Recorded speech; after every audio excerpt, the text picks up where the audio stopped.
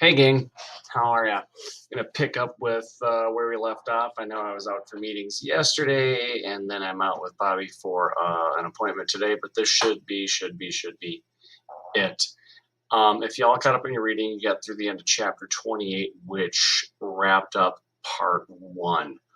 Part one really just kind of lays the groundwork for the main story. It's really the setup for everything that follows. And I know it seems like it's been a huge chunk of the book, which yeah, it has. But now like the meat of the story really gets going. And what we went through in that last part is Sophia eventually discovers William's whereabouts, and eventually what happens is that he dies while he's in British prison.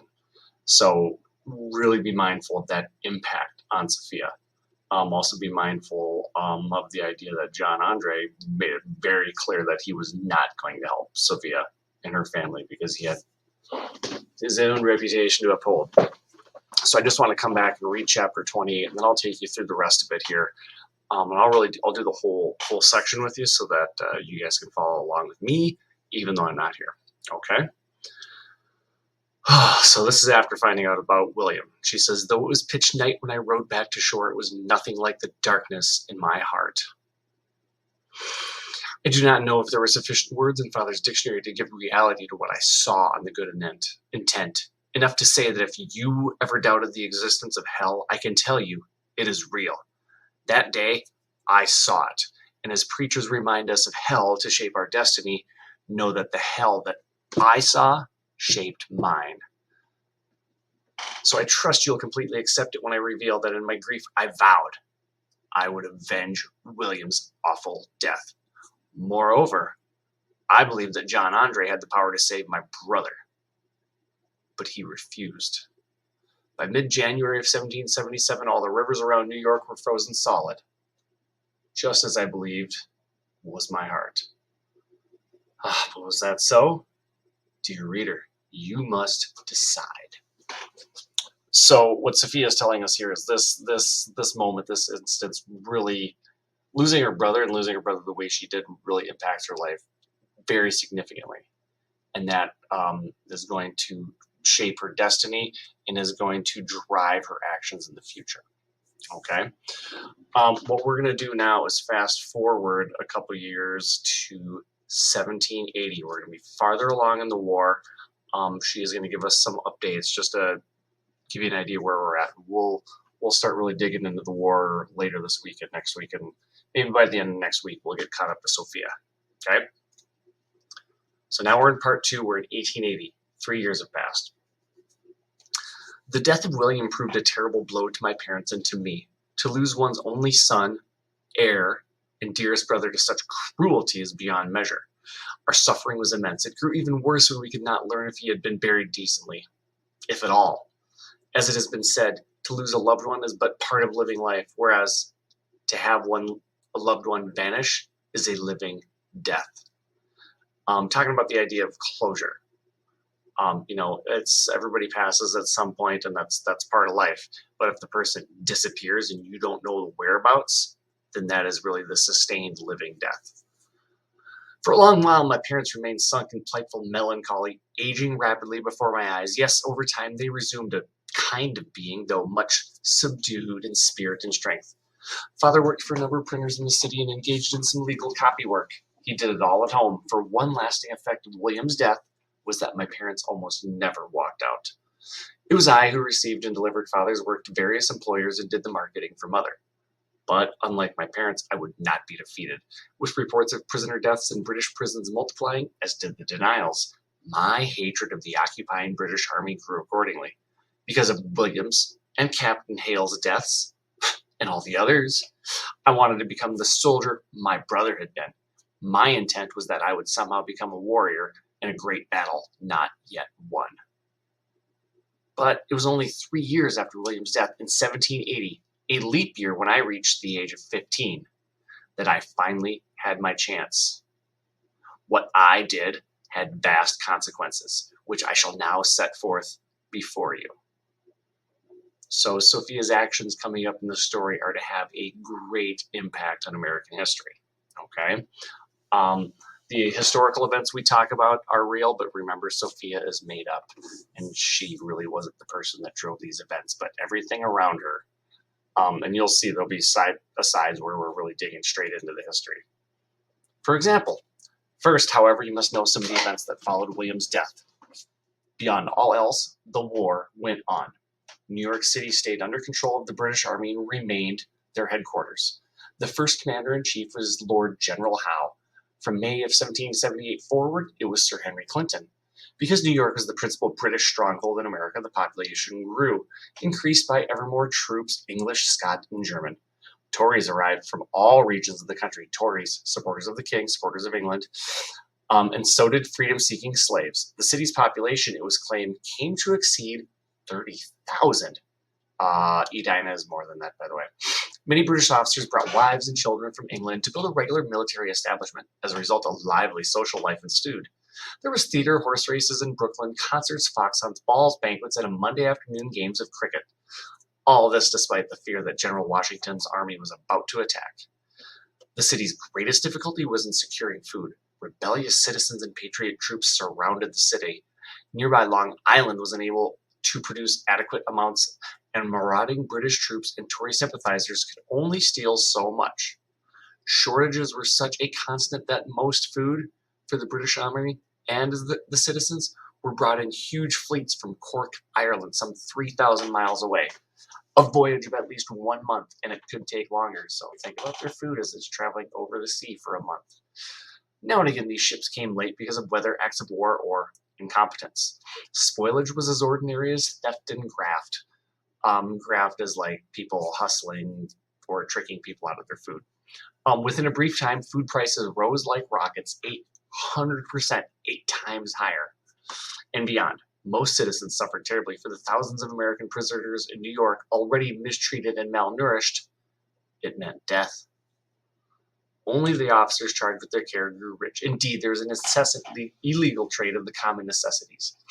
As for the war itself, in October 1777, our Patriot Army won a major victory over the British at Saratoga, far north of the city. General Benedict Arnold, though wounded, was not just victorious, but the hero. In doing so, he once again proved himself the ablest commander in the Patriot Army. Had he not won Montreal, Ticonderoga, and Lake Champlain, and forced a huge British army to surrender in Saratoga? And we'll talk about all of these.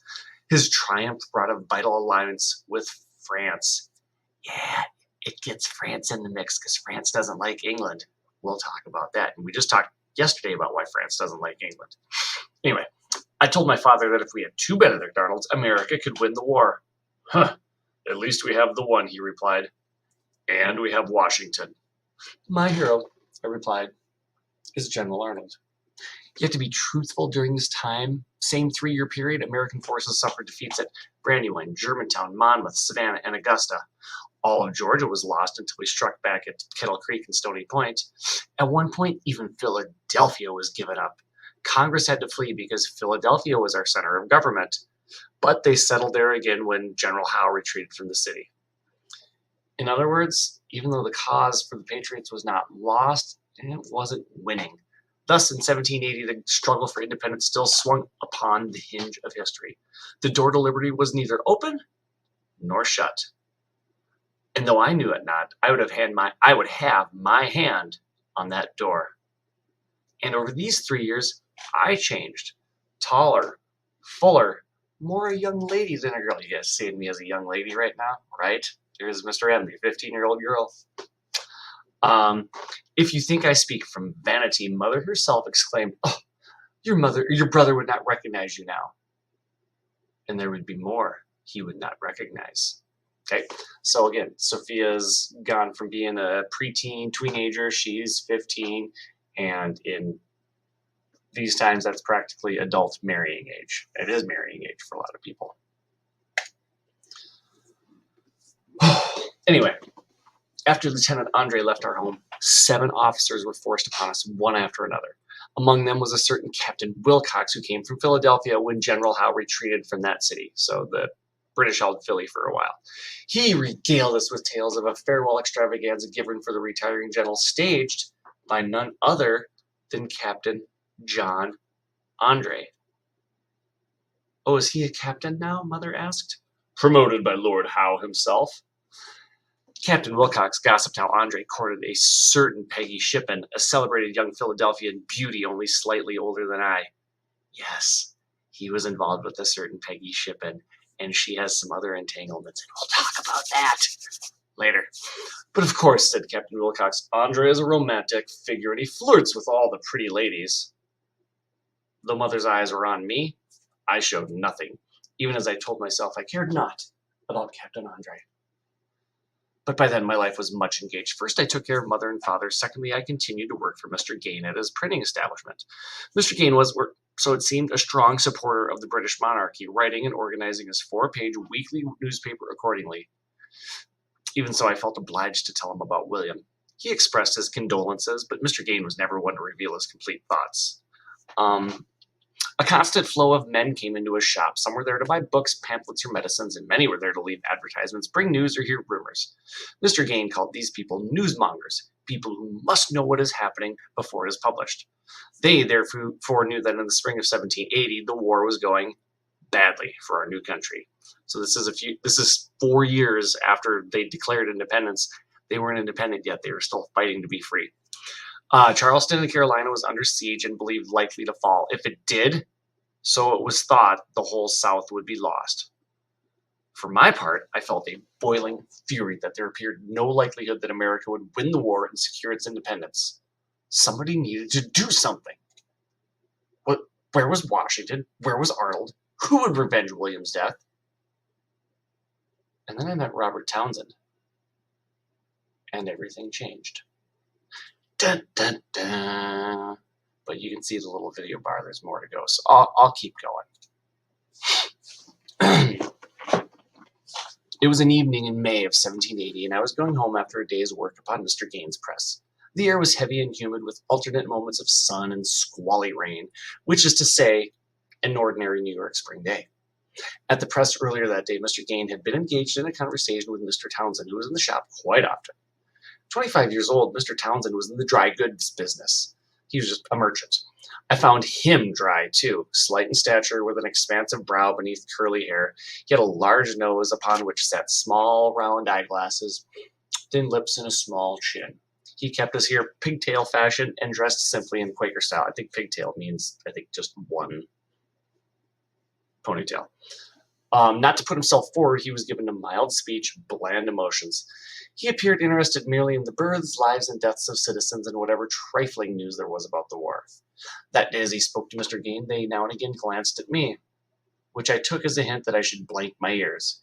Yet, when I left the shop at the end of the workday, Mr. Townsend stepped out with me. We proceeded in the same direction, I in front, wanting to get home before the next cloud of rain. When a sudden shower slapped down, I scampered for protection beneath an open stable roof to wait out the weather. Mr. Townsend joined me in the same dry space. We stood side by side without speaking. Forgive me, mistress, he unexpectedly said. I believe you work in Mr. Gain's shop? I do, sir. He offered a slight formal bow. Robert Townsend, I'm frequently at his shop. Yes, sir, I've seen you. My name's Sophia Calderwood. We watched the dripping rain. Unusual occupation for a young lady, he offered. Printer. A remark I took as simply meant to fill the time. Expenses being what they are, sir, I replied, my employment aids my family. Momentarily. Soon he said, a large family? Father, mother, and I. You are then, so to speak, the family's son. My brother died, sir, I blurted, 3 years ago. Oh, I'm exceedingly sorry. A regrettable accident? Stung by the casualness of the remark, my thoughts about William were never far. I snapped. I doubt dying in a foul prison ship should be considered an accident. Then, embarrassed to have overspoke, I stepped away. Good evening, sir. I scurried home. Once there, I suppressed my ever-simmering rage about the British, while promising myself I would give no further thought to Mr. Townsend. 2 days later, however, That man showed up at Mr. Gaines' shop again. As was often the case, gentlemen were there discussing war news, in particular the siege of Charlestown. Mr. Townsend ventured no opinion, but as always mostly listened. Soon after he departed. At my usual hour, I headed for home. Within moments, I became aware of footsteps. I looked around. It was Mr. Townsend. Then his formal bow. "Forgive me, Miss Calderwood," he said gravely. "Since we exchanged words, I've wanted to speak to you." Yes, sir," I said, reminding myself that this time I must keep my tongue better tempered. "I fear," he said, "when you mentioned the death of your brother, I didn't have the presence of mind to offer my condolences." "Thank you," I said, and moved on. And then he kept in step. "You said he died in one of the prison ships? A rebel soldier?" "A patriot soldier," I said before catching myself. "Alas," he murmured. "It's said there are thousands languishing in the various prisons in and around the city. The prison hulk, the Jersey, in Wallabout Bay being the worst. And in this heat, have you heard of Provost Cunningham?" Merely to hear that loathsome name stressed me. "Forgive me, sir," I snapped. "I don't wish to talk about these matters. Good evening." I hurried on, satisfied that Mr. Townsend did not follow. Still, I was puzzled why he should speak to me at all. The day following, I was alone in the printer shop composing 6 swift lines of advertisement for next Monday's edition of the Mercury. Hearing a sound, I turned. There again was Mr. Townsend. "Forgive me, sir, I didn't hear you. May I be of assistance?" His annoying bow. "I was hoping to speak to Mr. Gain." "Was he expecting you?" "Oh, I think not." "I don't know when he'll arrive, sir. Can I take a message?" "It'll keep. Good morning," he murmured, and he turned to go. But then upon reaching the door, he paused. "Miss Calderwood, I cannot free my mind of what you said about your unfortunate brother. It must be exceedingly difficult being a young woman and thereby incapable of taking his place." "I do wish it were otherwise," I said, my irritation on the rise. He gazed at me for a moment and said, "Sometimes, Miss Calderwood, it can be done."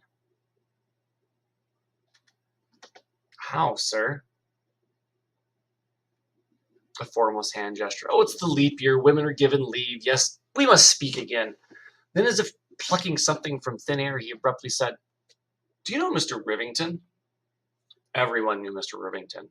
In the fall of 1777, he'd been appointed printer to the King's Most Excellent Majesty, given license to publish Wednesday and Saturday twice the rate of any other paper. He called his newspaper the Royal Gazette and supported the British. Though my father detested Rivington's views, he was compelled to do his copy work for the income. That was my sole connection to Mr. Rivington. Why Mr. Townsend should mention the man I could not fathom. Yet after asking me that, Mr. Townsend remained silent, as if trying to come to a decision. In the end, he merely said, "My compliments to Mr. Gain." With those words, he left. What are this man's intentions, I kept thinking. Does he have some meaning? Is he suggesting I should take William's place? Yes, that was a thought I often had, but how could I, Sophia Calderwood, a refined and educated young woman, do so? Indeed, what might anything I undertook have to do with Mr. Townsend? Then, when Mr. Gain came back, the first thing he said was Mr. Townsend here? He had an appointment to meet me." I was sure Mr. Townsend had voiced the opposite. So all I said, however, was, "He only just left." "Oh, it can't matter," said Mr. Gain. But I thought, it must matter. No sooner had Mr. Townsend left than Mr. Gain arrived. Almost as if they had conspired so that Mr. Townsend might speak to me privately. Why? One more chapter. Next morning, I needed to stop at Mr. Rivington's print shop to deliver editing work done by my father. Mr. Townsend was there. He seemed to be shadowing me. Refusing to even look at him, I delivered Father's work and left. Mr. Townsend followed me onto the street. "Miss Calderwood," he called. "Are you going to Mr. Gain?" "Yes, sir," I said, feeling harassed. He was silent for a while and then said, "It's not commonly known, but I am Mr. Rivington's business partner." What has this to do with me? I wondered. "I'm called a sleeping partner," he went on. "That's to say we share without public knowledge ownership of a coffee house, the King's Crown, near Peck's Slip." When I said nothing, he resumed, "It's a favorite place for British officers." As if I care about British officers, I stopped and faced him. "Mr. Townsend, I cannot imagine the purpose of your continual chatter. Do you have some purpose?" He eyed me gravely. A young lady was not supposed to challenge a man. He even studied the street as if to see we were being observed. "Miss Calderwood," he said, "Mr. Gaines speaks of your high intelligence, your remarkable memory." "Sir," I tried to interrupt. "I've noted the story of your brother," he persisted, "and that you've taken his loss much to heart. During previous conversations, you implied you wished you could do something in his place. For his cause. The Patriot cause. Is that correct?" This talk was dangerous. "Please, sir," I said, "I don't wish to discuss my private thoughts." I stepped away, eager to get to Mr. Gaines' shop. "But Miss Calderwood," he called after me, "I might be able to help you achieve your aim."